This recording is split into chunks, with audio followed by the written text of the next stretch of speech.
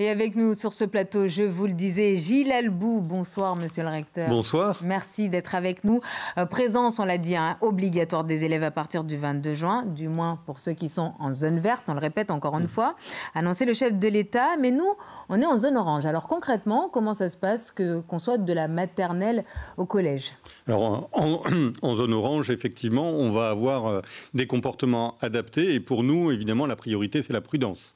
La prudence parce que même si la situation sanitaire semble s'améliorer, comme vous l'avez souligné, il faut rester prudent. Donc pour nous, la position, c'est de garder le même protocole sanitaire. Pas l'alléger, mais le garder. Donc ça vaut pour les transports scolaires. Évidemment, entre le moment où vous avez fait votre reportage et maintenant, les transporteurs ont été prévenus, je vous rassure. Et évidemment, ça concerne lundi. Et lundi, rien ne change. Donc on est à Mayotte sur un principe simple, c'est d'ouvrir tous les établissements scolaires. C'est déjà le cas pour tous les collèges, pour tous les lycées, et progressivement aussi les écoles. De les ouvrir pour aussi accueillir en rotation, en alternance, tous les élèves, mais les ouvrir de manière prudente, c'est-à-dire avec les normes sanitaires qu'on a connues, pas plus de 15 élèves par classe pour les grands, pas plus de 10 pour les petits, et aussi, évidemment, dans les transports, un nombre très réduit d'élèves dans les bus, comme c'était toujours le cas. Donc on ne change pas le protocole sanitaire. Et évidemment, par contre, on espère que la situation va s'améliorer. Vous l'avez dit, elle s'améliore. Et donc, on aura certainement, pour la rentrée de fin août, des mesures allégées. Et on verra à ce moment-là quelle sera la situation à Mayotte. Et est-ce que ça veut dire pour les maternelles, en tout cas, à partir de lundi, que les règles de distanciation physique ne seront plus rien ne change. À l'ordre du jour? Non, rien ne change. Donc on garde exactement les mêmes règles que jusqu'à présent. Je l'ai dit, vraiment, c'est prudence, prudence, prudence. Donc on a déjà beaucoup fait pour améliorer l'état sanitaire des établissements. Donc on reste sur cette dynamique. Vous savez qu'aujourd'hui, ce qui nous freine, c'est que dans certaines écoles, on n'est pas complètement aux normes sanitaires. Il faut apporter des points d'eau, il faut travailler sur les toilettes, il faut là aussi apporter du gel. Donc tout ça, on continue à le faire. À peu près sur le territoire. Alors aujourd'hui, donc nous ce qu'on vise, c'est assez rapidement d'avoir déjà la moitié des écoles ouvertes. Voilà, ça c'est notre objectif.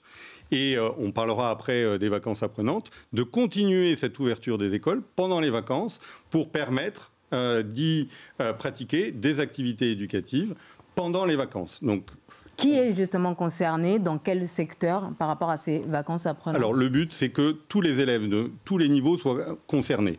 On a répertorié 5 ou 6 types d'activités qui seront aussi adaptées en fonction des publics, on pourra y revenir.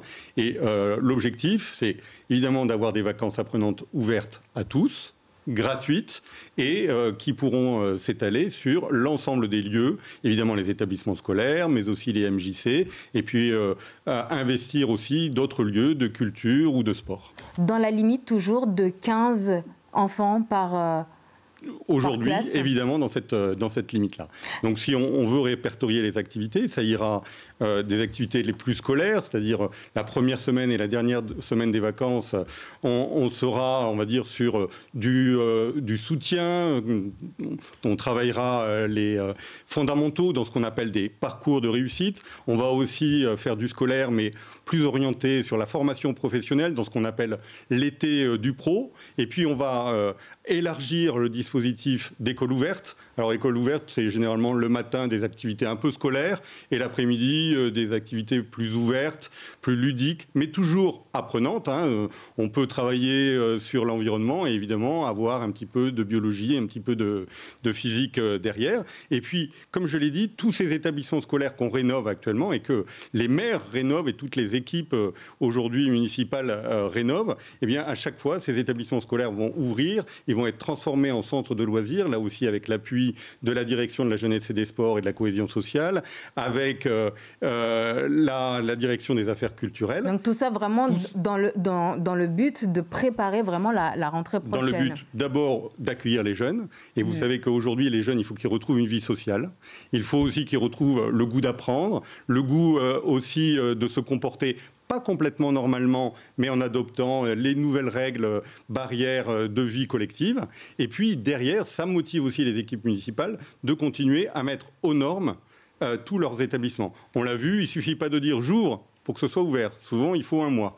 Et donc, si on ne s'y met pas maintenant, on risque de ne pas être prêt pour la rentrée de fin août. Et donc, évidemment, c'est aussi une préparation.